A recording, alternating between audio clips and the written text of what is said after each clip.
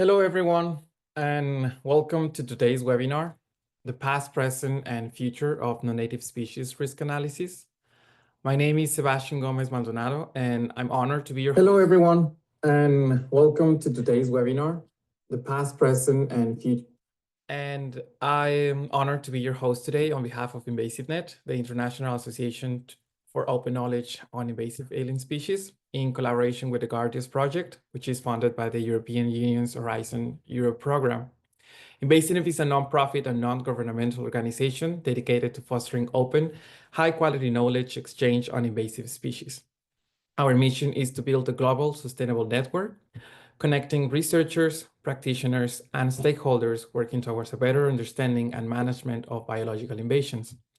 Today's webinar is part of our ongoing commitment to promoting dialogue and capacity building in invasion science, with a special focus on risk analysis frameworks, past evolutions, current methodologies, and future directions.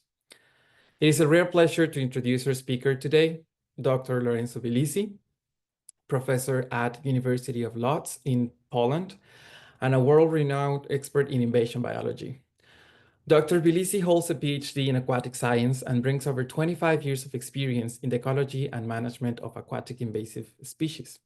He is the author of nearly 160 peer-reviewed publications and the developer of several international use decision support tools, including the Aquatic Species Invasiveness Screening Kit and its terrestrial counterparts for animals and plants. He has also led numerous multinational research programs and delivered training workshops across the globe, advancing the practical application of risk screening tools for invasive species management. We are delighted to have him with us today to share his insights on how risk analysis has evolved, the current state of practice, and where it might be headed in the future. So without further ado, please join me in welcoming Dr. Lorenzo Vilizzi. Lorenzo, the floor is yours. Thank you very much. Good morning, good afternoon, good evening, depending on your time zone. And without further ado, we can start.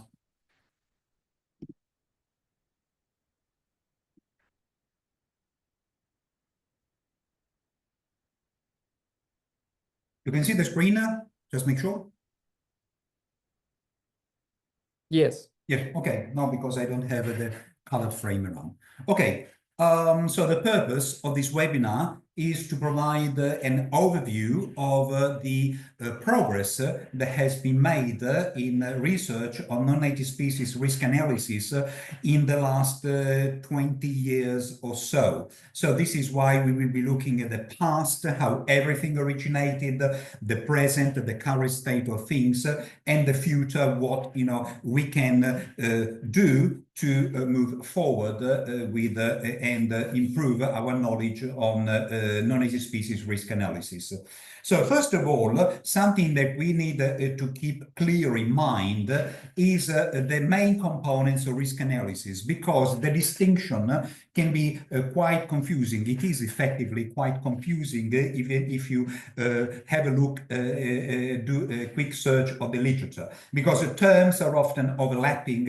But for our purposes and throughout, we will focus on these three components of the risk analysis process: risk identification, also known as risk screening, risk assessment, and risk management and communication. First of all, we need to make a clear distinction, again, at least for our purposes, and eventually for the usage of the related toolkits, between risk identification and risk assessment. Like I said, these are two different phases, two different steps in the risk analysis process. The risk identification, as the name suggests, the purpose is to identify the risks and the level of risk of a certain species, of a non-native species. After we have identified the risk and the corresponding level, then we carry out, we conduct, we do a full assessment of a certain species, both qualitatively and quantitatively. So basically, the key difference, the fundamental difference, is that risk identification takes place before risk assessment. And this is actually, like I said, a distinction that must be kept in mind. The purpose of risk identification, well, overall, the purpose of risk analysis is to identify, and then eventually evaluate, and then eventually find a way to manage those species likely to carry a high or very high risk of invasion.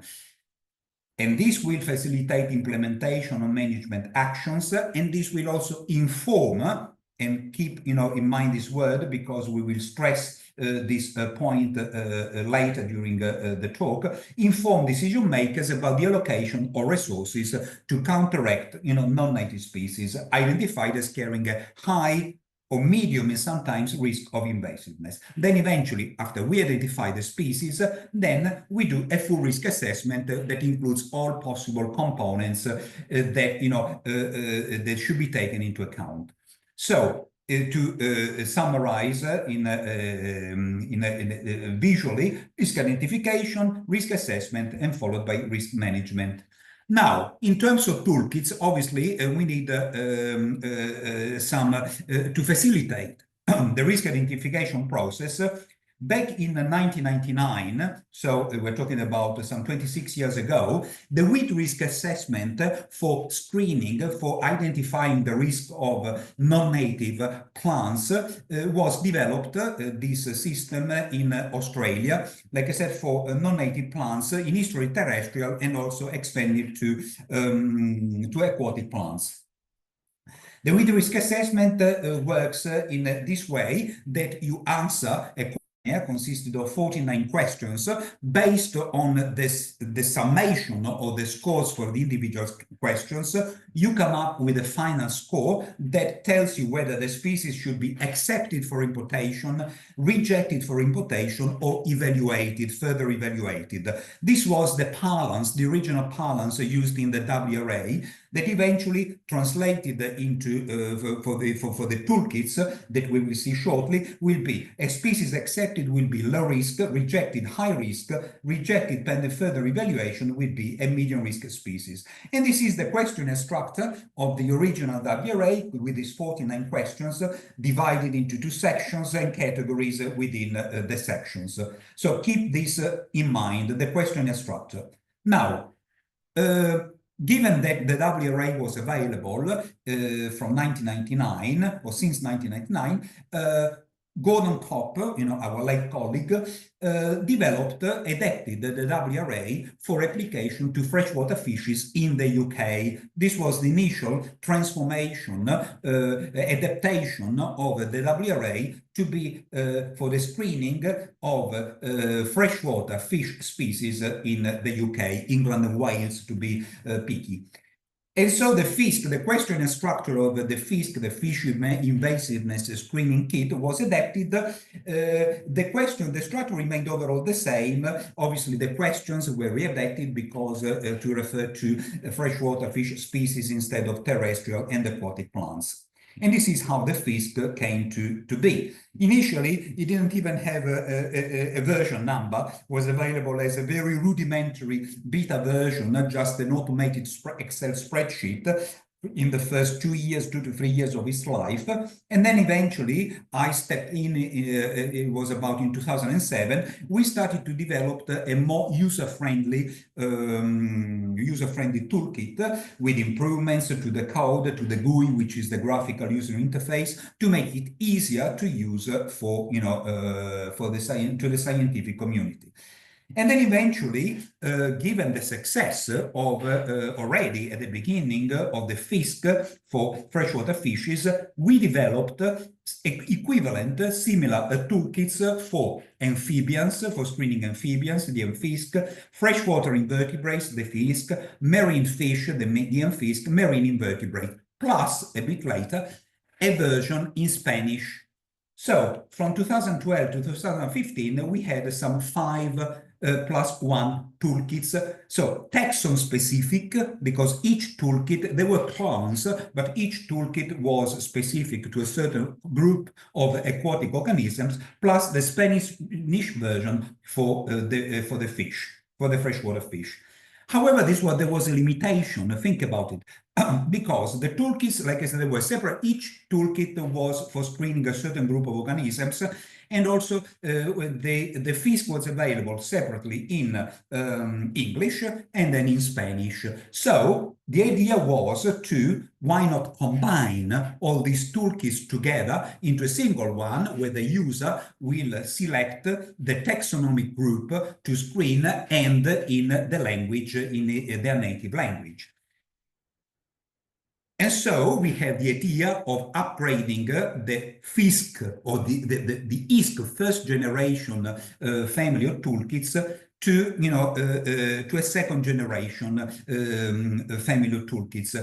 This started, obviously, the answers must be mentioned, because at the same time, the European Non-Native Species in Aquaculture Risk Analysis Scheme became available, developed by the European Union.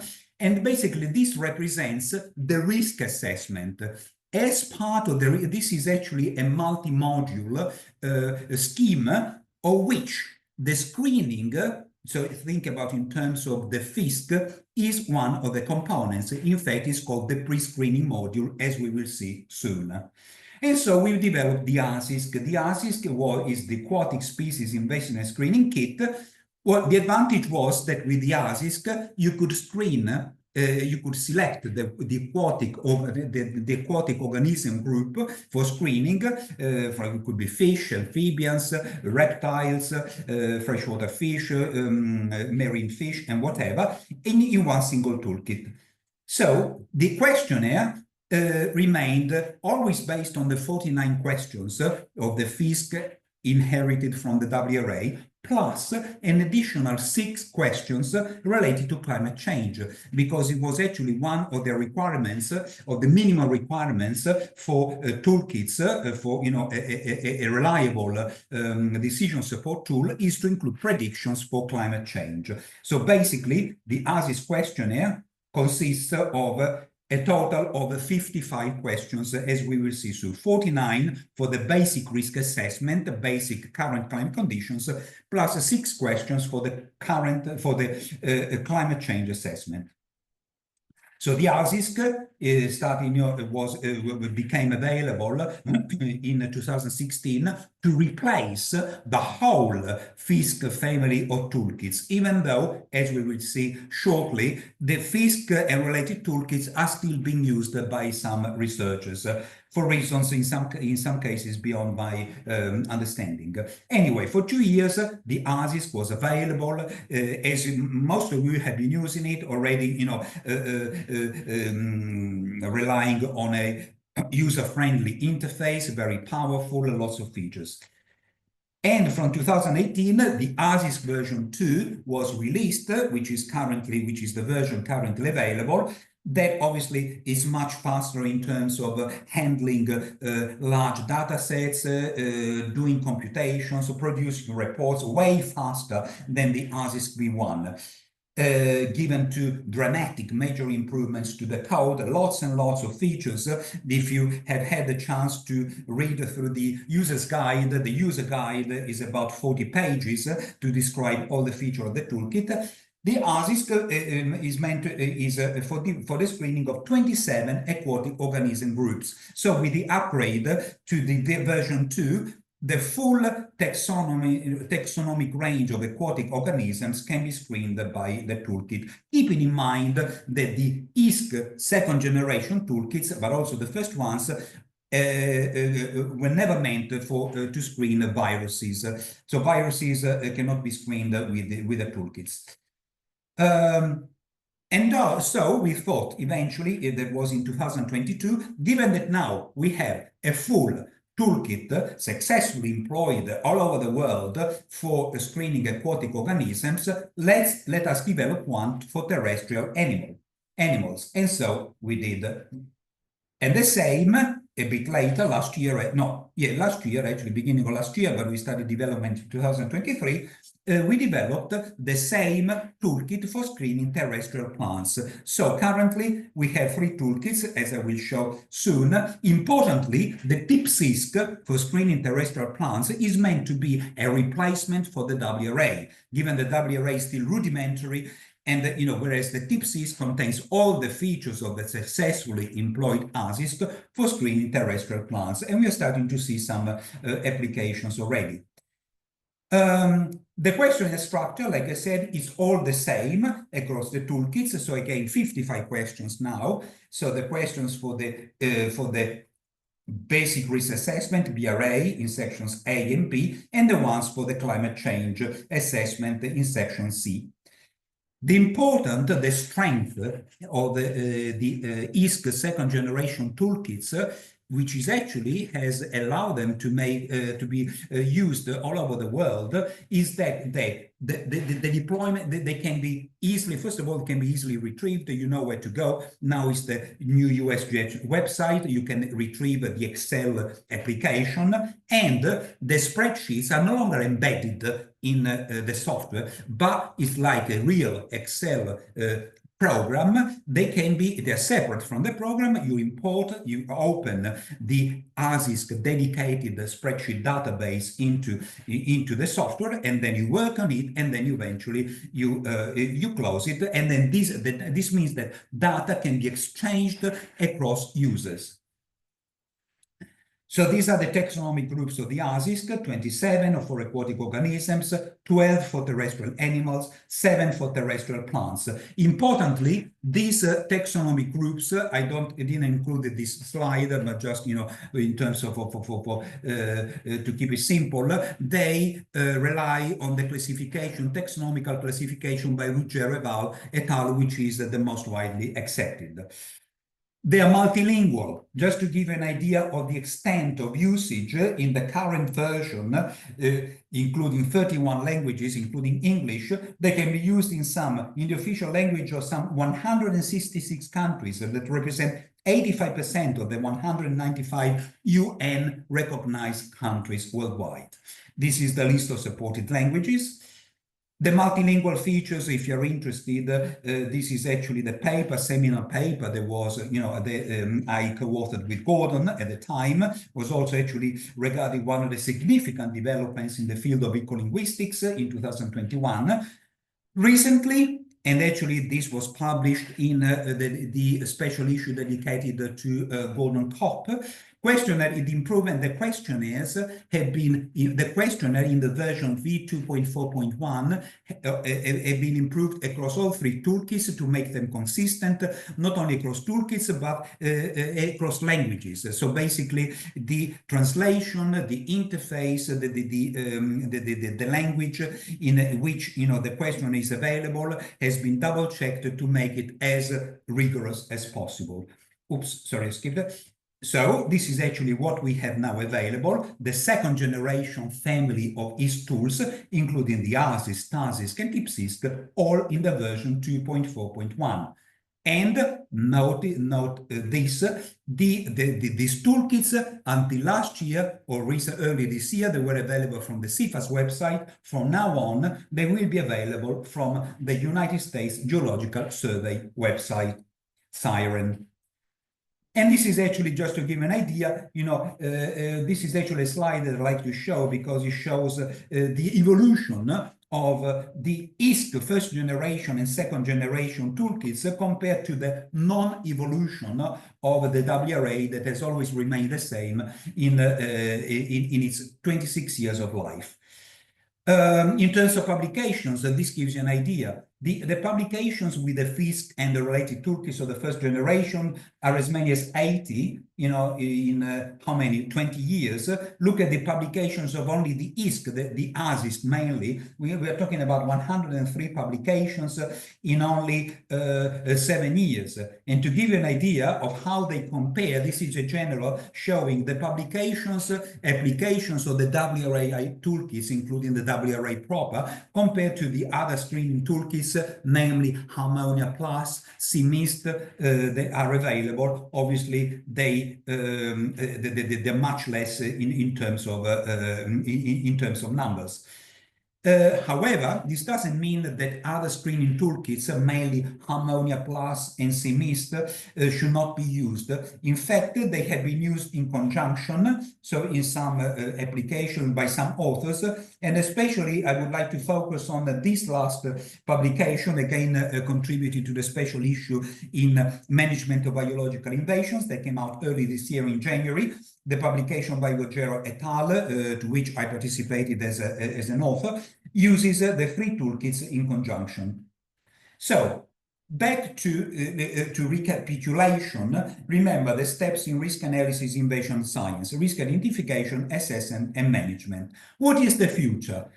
So remember that the purpose of the AS-ISK was to combine all the separate aquatic organism-specific toolkits together. The same can be thought of the AS-ISK, TAS-ISK, and TPS-ISK that may be combined into a single ISK toolkit, comprehensive, where the user can choose whether they want to screen a terrestrial animal, a terrestrial plant, or an aquatic organism. And also in terms, well, obviously this would require a seminar, a webinar on its own. When we do the screening, we need to retrieve information about the species, basically know whether the species at the worldwide level is invasive or non-invasive. Okay, I cannot actually talk about this because we have no time. The information that has been collected so far for some, we have screenings for some 1,800 taxa with the ISK toolkits, can be tapped into databases, existing databases or platforms like the ISIG. In terms of risk assessment, remember the ANSAS. Currently, the ANSAS is only available as a rudimentary spreadsheet, hard to use, hard to retrieve. The idea is to develop a similar electronic decision support tool similar to the ISK toolkits for the ANSAS. And the same can be done for the risk management module that was developed back in 2011 by Britton et al. Again, it consists of separate spreadsheets, hard to use and not very easy to retrieve. They can be combined into a toolkit, dedicated toolkit that I'm willing to develop, provided that I get some funding. So eventually, what we would be aiming at is to have a future suite of decision support tools that would include the ISK, the ANSAS, and the MMT, this management by suite of electronic decision support toolkit for usage worldwide by researchers. Very briefly, you may be aware that this is actually very, very short excerpt. Now I'm running out of words from the workshops that I organize, risk screening courses. These workshops actually is aimed for not only for scientists, but also for managers in invasion science to provide all the skills to carry out the screenings and properly and eventually come up with correct information to provide to government agencies and government bodies.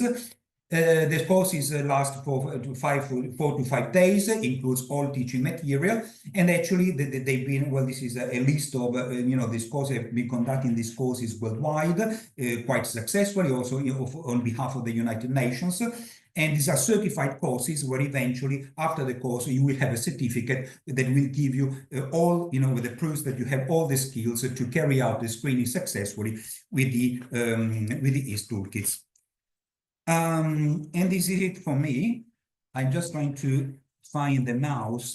Okay, I will stop sharing the screen and show again my pretty face. And thank you, everyone, for your attention. And then on to Sebastian, if you're going to have this Q&A short session. Thank you very much again.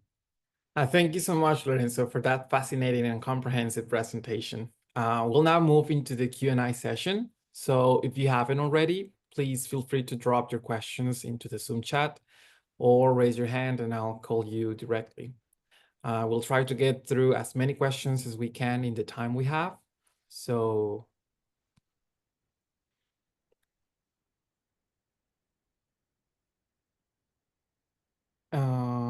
okay. I We left have, speechless. yeah, we have one person. So, hi. Wafa, hi, Wafa. We were this morning on a meeting for our ROCME project from Kuwait. Please.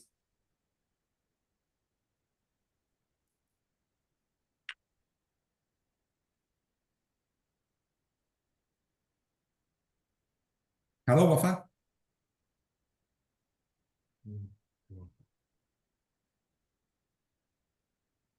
All right, well, I think there's issues with the Hmm. microphone. So if that's okay with you, Wafa, I'm gonna go ahead and allow another one to talk in the meantime, and then we'll get back to you. Idrissa.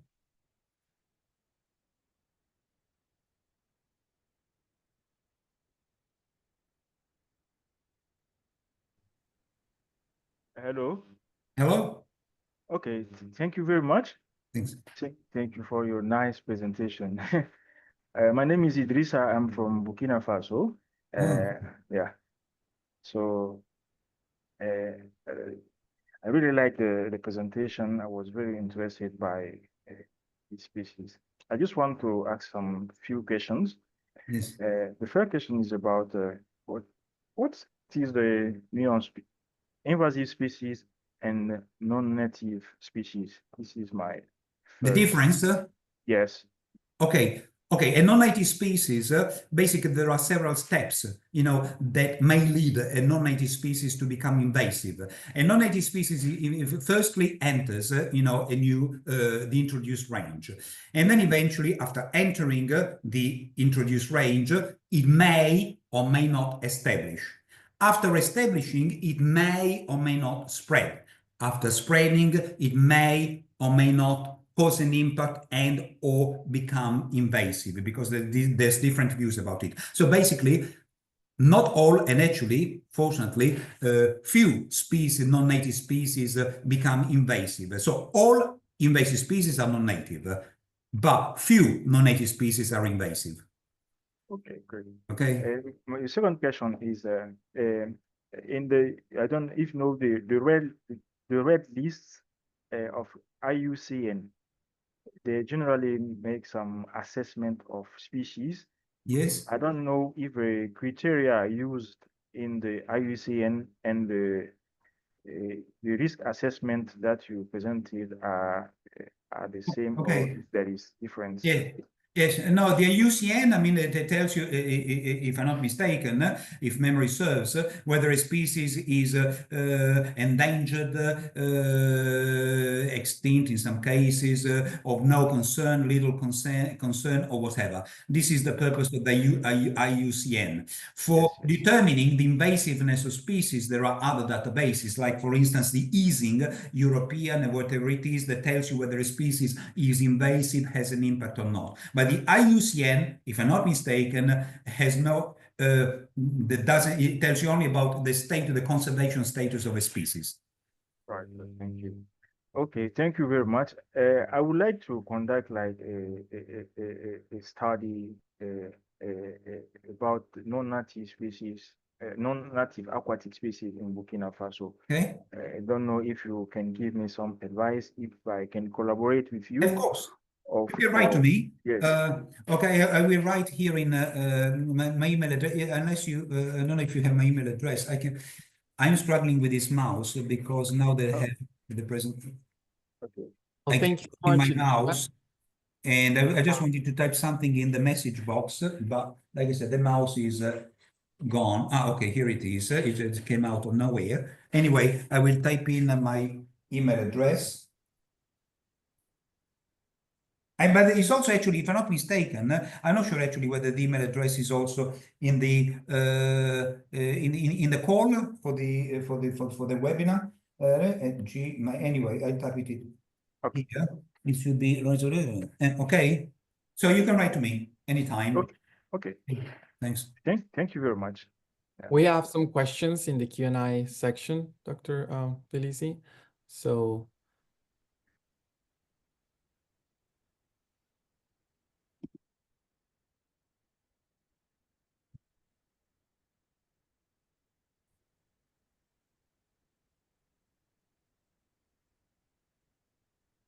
do you want to read it? Do you want me to read it for you?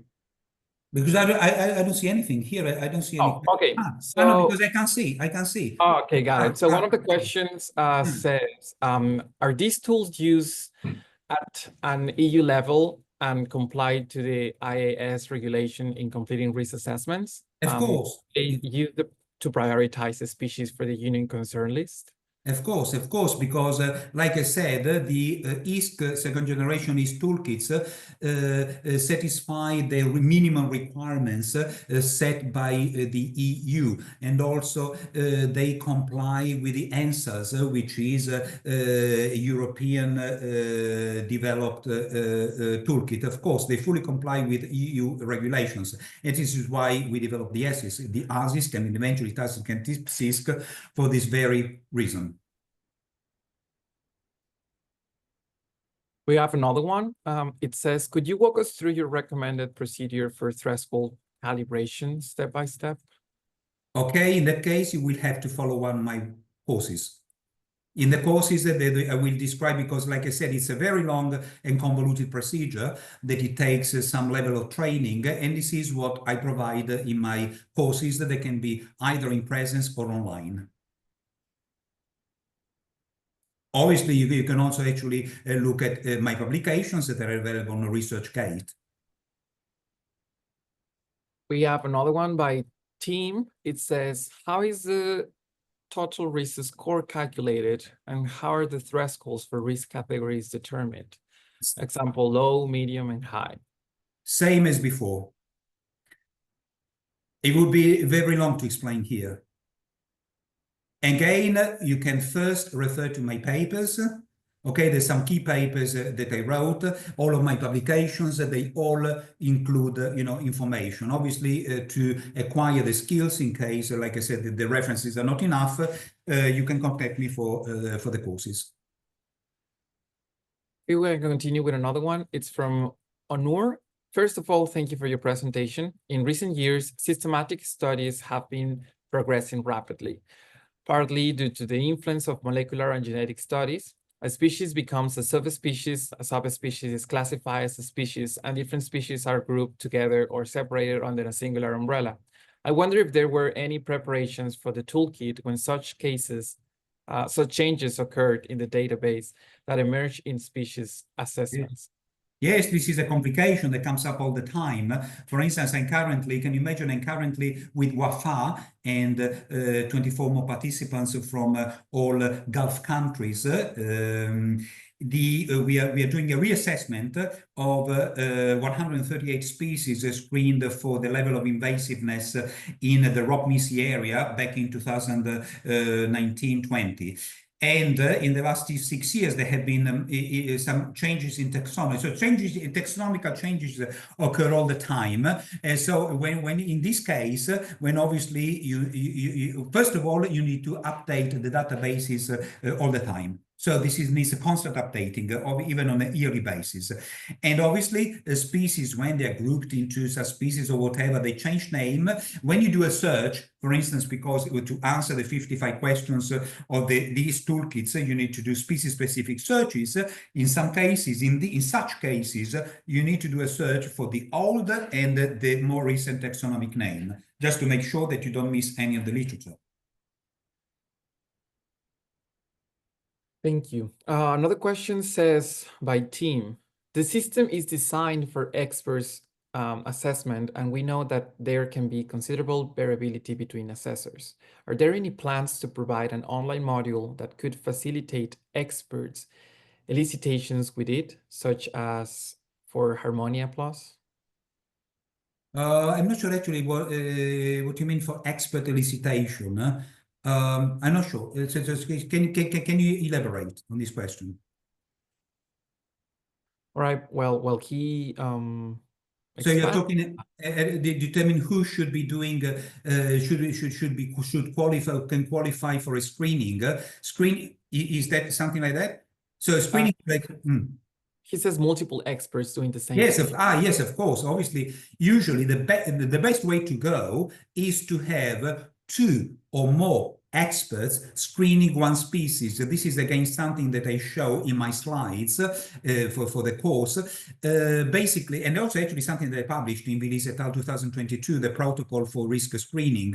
Basically, it turns out that instead of screening, having 3 separate experts to screen the same species and compare the screenings, it is better in terms of the reliability of the findings and increase in the level of confidence for the 2 or 3 or more experts to work together as a group. And in some cases, under the supervision of a major expert, like for instance, in the case I'm doing for the ROCME study. So I have, for the ROCME study, the screening, large-scale screening for the ROCME area for the Gulf, we have the participants from the 8 member states doing the screenings. Some of them work independently, others work together, and then eventually I will supervise in terms of consensus screenings. I will check the quality of all the screenings as the main supervisor.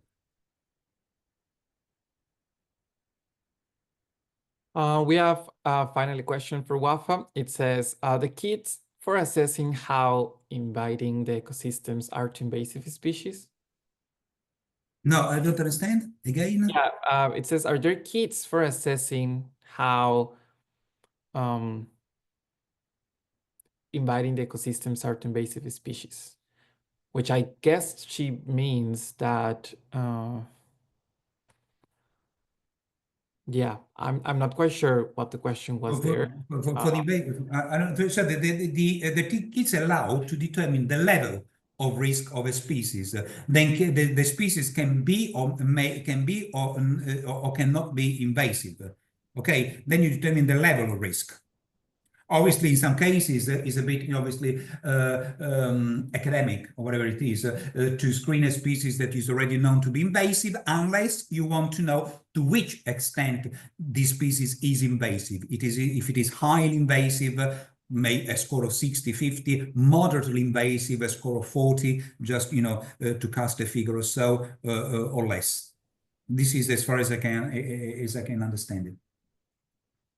Well, we're going to go ahead on the last 2 questions. And it says, great presentation. We're currently using AS-ISK to assessment ornamental species in Australia. Surprisingly, species are coming out as very high risk, even though they have had a long history of only failed introductions in the RA area. How can we discuss these species since they are considered by managers as low risk because of their history? Oh, I will need actually, if you can contact me directly, because I will need to look into this, more specifically. And then I may be able to give you an answer. Okay, you can contact me, just write to me. And lastly, there's an issue with new AS-ISK versions where the threshold for bar and bar plus CCA cannot be adjusted separately. Is it by design? Cannot be adjusted separately. I don't understand. Send me a screenshot of. I just need a screenshot of what you're trying to do. Okay, because I need to look at the screenshot. As far as I know, there was one issue. Actually, some researchers from Galapagos, if I'm not mistaken, they contacted me and say that they said the issues may be related to the fact that in the Spanish version or whatever, they used a comma instead of the dot. It could be like this. The point is, if this is a bug or a programming issue, I need to work on anyway, I need to have a screenshot and I need to work on the actual computer. This is the point, because in some cases I'm contacted with some of these issues. I cannot replicate the error because I'm not using that particular specific computer with that specific Windows or Excel configuration. But you can contact me directly with a screenshot and I will see what I can do.